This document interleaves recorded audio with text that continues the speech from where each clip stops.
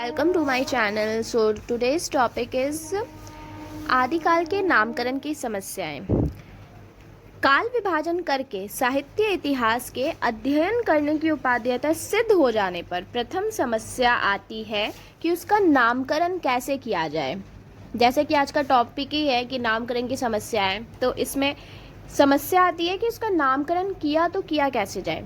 कालखंडों का नाम याक्षिक या ऐच्छिक, मतलब वो अपने मन मर्जी के अनुसार नाम उसका कुछ भी नहीं रख सकते। इसलिए यह प्रयास किया जाता है, कोशिश किया जाता है कि जहाँ तक ये संभव हो उसका जो नामकरण है साहित्यिक प्रवृत्तियों, मतलब साहित्य का जो विशेषताएं होता है उसके आधार पर रखा जाए।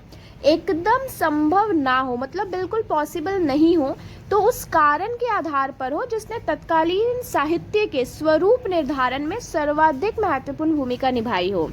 ऐसी स्थिति में नाम का आधार राजनीतिक भी हो सकता है, मतलब पॉलिटिकल भी हो सकता है, जैसे विक्टोरिया युग, सामाजिक भी जैसे पुनर्जागरण काल भी हो सकता है, व्यक्ति मूलक भी हो सकता है जैसे भारतेंदु युग, तथा निविशेष भी जैसे आदिकाल। विभिन्न कालखंडों के जो नामकरण किए गए हैं उसमें कुछ विवादास्पद भी रहे हैं और आदिकाल भी उनमें से एक ही है। तो आदिकाल के संबंध में विभिन्न विद्वानों ने अपने अपने अकॉर्डिंग इसका नामकरण किया है। सबसे पहले जॉर्ज ग्रियर्सन है।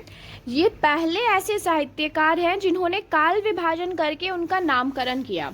ग्रियर्सन महोदय ने हिंदी साहित्य के प्रथम कालखंड को चारण काल नाम दिया, जो नितांत अप्रासंगिक है, मतलब पूरा का पूरा वो इलॉजिकल है। उन्होंने इस काल का प्रारंभ 643 ईस्वी से स्वीकार किया है, किंतु 1000 ईस्वी तक ऐसी रचनाएं मिलती ही नहीं। ग्रियर्सन के पश्चात मिश्र बंधुओं ने इस कालखंड के लिए प्रारंभिक काल नाम दिया। मिश्र बंधुओं ने ऐसा सामान्य व्यवहार में किया है और इसके पीछे किसी प्रवृत्ति आदि का आधार नहीं है। मिश्र बंधुओं के पश्चात हिंदी साहित्य इतिहास के आकाश पर उस दैदीप्यमान नक्षत्र का उदय हुआ जिसे रामचंद्र शुक्ल की संज्ञा से जाना जाता है।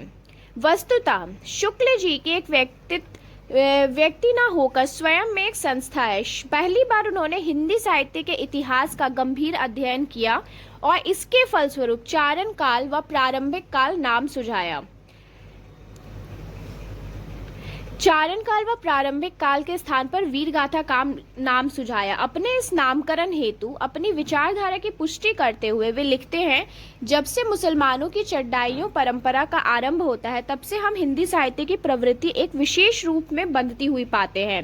राजाश्रित कवि अपने आश्रयदाताओं के पराक्रमपूर्ण चरित्रों तथा गाथाओं का वर्णन करते थे।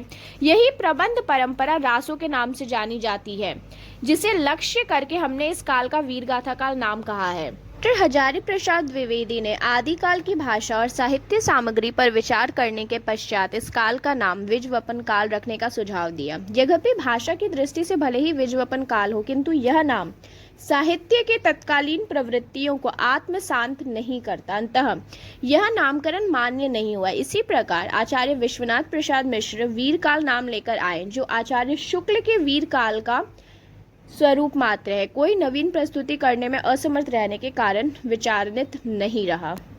Thank you.